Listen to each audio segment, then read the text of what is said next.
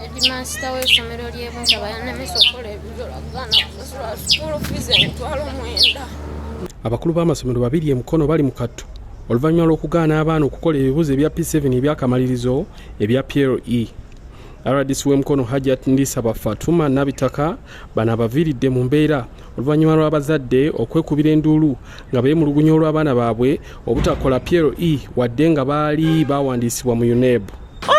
Omuntu ng'alabye omwana ono mazima COVID emyaka 2 tekisinga n'okunnuma. Enaku eziiza bannange enaku eziteye mwana wange ono butatula P7 olw'omusomesa oyo ticca Heedimasita yalemesa omwana wange okukola ebibuuzo emyaka 2 ng'omwana atasoma kati n'omwaka ogwokusatu. Maama nze Mukama Katonda wange wankola kitinu ayi Allah gavumenti nyamba. Abakulu b'amasomero bano kuliko Tonny Ssennono owa Buntaba CU Uganda Primary School ne Edith Namboozo owa Kayanja Community Primary School. Bano kigambibwa nti bajeemedde ekiragiro kya minisita w'eby'enjigiriza era ng'ono ye mukyala w'omukulembeze w'eggwanga Kataha Museveni eyavaayo n'alagira abakulu b'amasomero bonna mu masomero ga gavumenti n'ag'obwannannyini obutamma bayizi bigezo eby'akamalirizo ebya UNEB kababe nga babanjibwa ensimbi oba nga waliwo ensonga endala.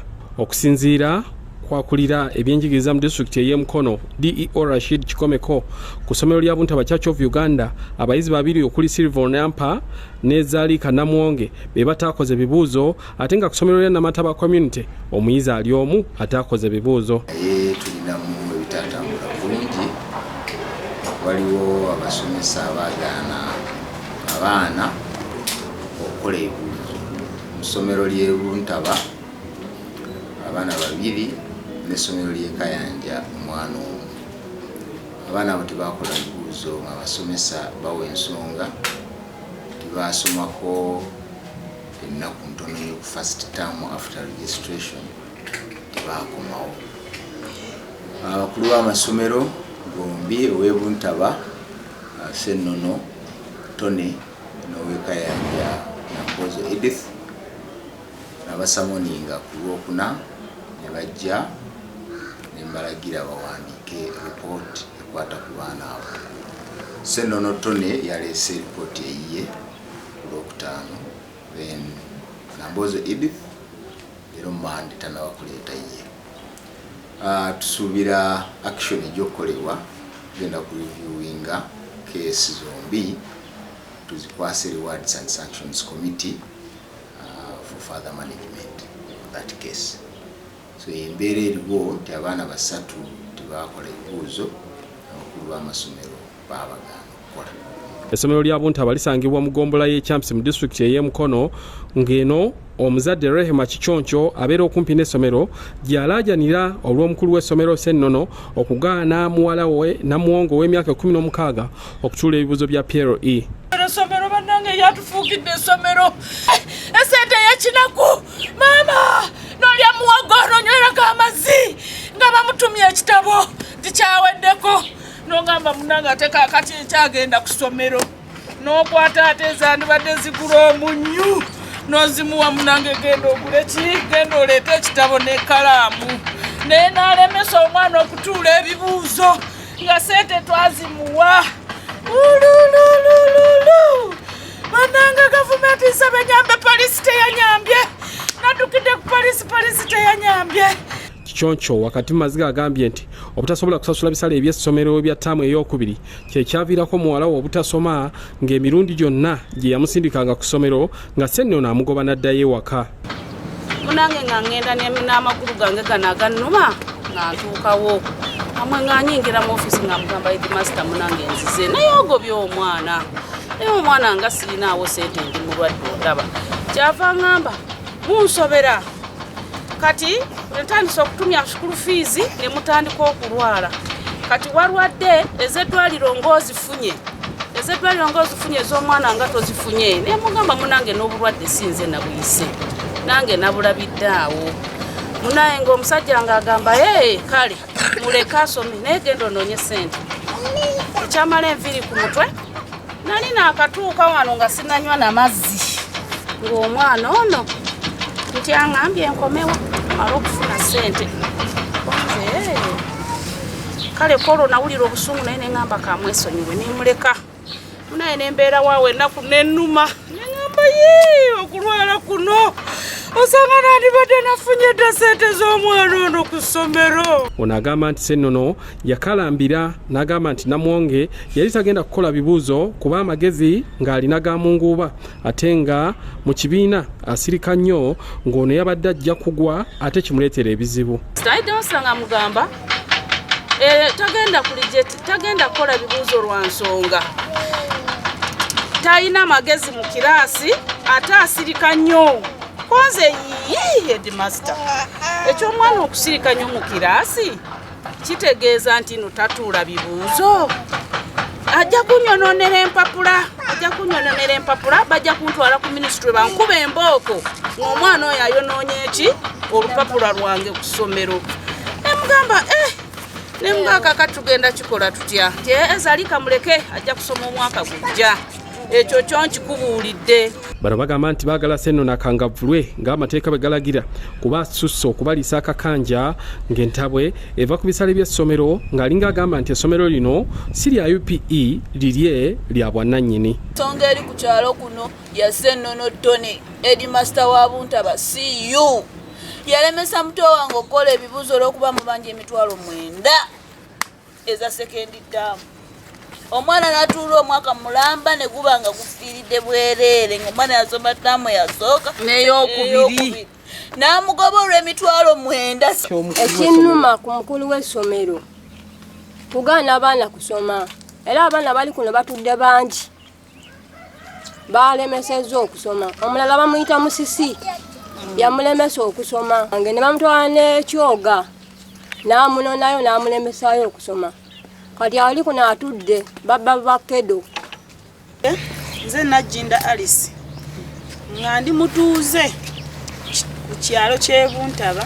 Efe ekisinga okutuluma ennyo mama wange ono ne muto wange oli kubanga teyakola bibuuzo kuba heedimasita yeefudde ekirala bagezezzaako okumugambako yeefudde kiwala tetumanya essomero oba lirye nga ffe tulyesibamu ng'ate gavumenti etugamba nti lya gavumenti. Tusaba gavumenti etuyambe ku kintu ekyo.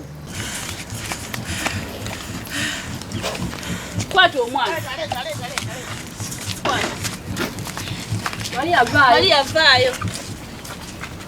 Kikyoncho wakati mu kwazirana olw'embeera eno pulesa zimukubye ne batandika ate okumuwujjawujja okulaba ng'asobola okudda engulu. Wabula ne bwe tuviiridde mu kifo kino nga wayise eddakiika nga 3 tumulese embeera yayite natereera nga batumizizza owa boda ajja amudduse mu kalwaliro akali okumpi asobole okuweebwa obujjanjabi obusookerwako. Oliwa janguwa kati yanguwa. Mu kwogerako naye Ssennono akkiriza ng'abayizi bano bwe bataakoze ebibuuzo kyokka n'agamba nti ebimwogerwako nti abaana bano yabagaana okukola ebibuuzo olw'obutasasula nsimbi za ssomero ago matugambuzi agamusibwako okusobola okumuliisa engo. Ensonga eriwo bagamba nti waliwo omwana oba abaana babiri abaaganibwa okutulibwa ebibuuzo P7. Ekintu ekyo si kituufu. Amateeka ga UNEB tegatukkiriza kugaana abaana kukola bibuuzo wadde tebaasoma. Omwana yasomako first term omwezi nga gumu olamula okugestalinga nadde waabwe. Maama waalabiseeko nga waliwo olukiiko lwa management ku ssomero ne bateesa ne management ne PTA mu lukiiko nti omwana akola ebibuuzo omwaka ogujja. Omukazi nakkiriza ne minutes baziwandiika. Kaakati nze nga technical person bwe nakibateera aba management ne bateesa n'omukyala nakkiriza. Ssennono alina n'omu ku bazadde Fatuma Birungi gwaleese n'agamba nti naye alina abaana babiri abakkiriziddwa okukola ebibuuzo ebya PLE nga babangibwa emitwalo 18 egy'ebisale by'essomero. Manya nze Birungi Fati nga ndi muzadde wano e Buntaba. Abaana bange basomeddewo ebbanga eriwerako naye ebiseera ebisinga ng'omuzadde toba na ssente zikagwirawo nti saawa eyo zirina. Era kati kyekimu n'aba P7 batuuse okukola ebibuuzo nga ssente teziriiwo bulungi. Naye era abaana ne babakkiriza ne bakola ebibuuzo. Abaana bameka babadde bakubanja ssente mmeka? Abaana bali 2. Naye bakoze ebibuuzo. Babadde babangibwa mmeka? Babadde bali mu mitwalo 18. Ne bababanja. Gavumenti ng'eyita minisita y'eby'enjigiriza tekkiriza abayizi mu masomero ga PLE kusasula bisale bya ssomero kubanga ensimbi ezo gavumenti eba ezisasula. RDC Ndisaba avumiridde ekikolwa ky'abakulu b'amasomero bano n'alagira DEO Kikomeko n'akulira abakozi ba gavumenti mu disitulikiti ey'Omukono James Nkata okulaba nga babuliriza ku bakulu b'amasomero bano bakangavvulwe olw'okufiiriza abayizi. To my surprise oba ekisinza okwewuunyisa nfunye okutegeezebwa kw'essaafuna ku nnaku ebbiri eza PLE ne mu monitoring yonna gye twalimu nti waliwo amasomero abiri ge tulina mu Mukono district erya Buntaba Primary School n'erya Kayanja Primary School.